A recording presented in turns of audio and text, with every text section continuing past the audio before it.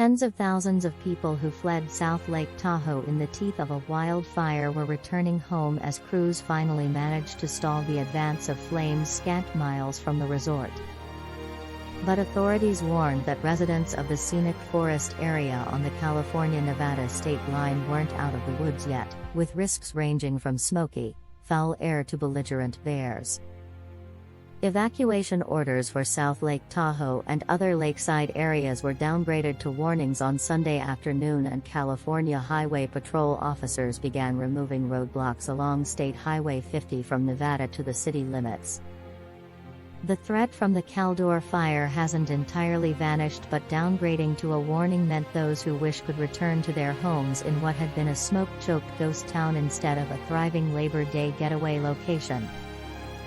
So far it hasn't been a mad rush of cars, South Lake Tahoe Fire Chief Clive Savacool said at an evening briefing. "We're happy to see that people are slowly trickling in, just because the city does need time to get ready." Savacool said officials hoped to have the local hospital emergency room open within 24 hours and said paramedics were staffing fire engines for emergency medical care.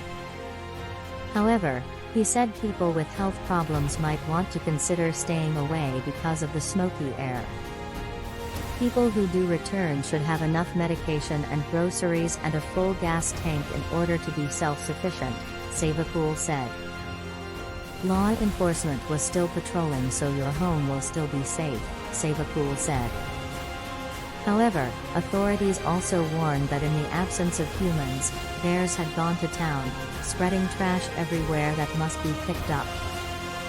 The delicate balance between humans and bears has been upset, and anyone who thinks a bear may have entered their home should call law enforcement, Dorado County Sheriff's Sergeant Simon Brown said.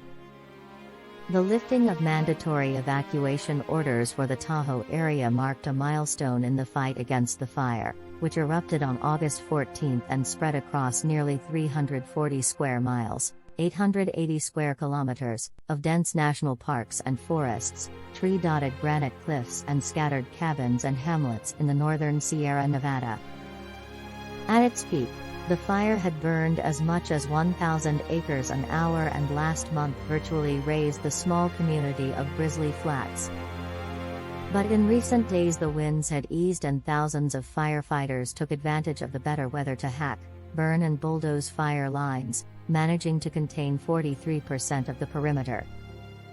Most of the western and southern sides of the fire had been corralled, although some areas still were off-limits.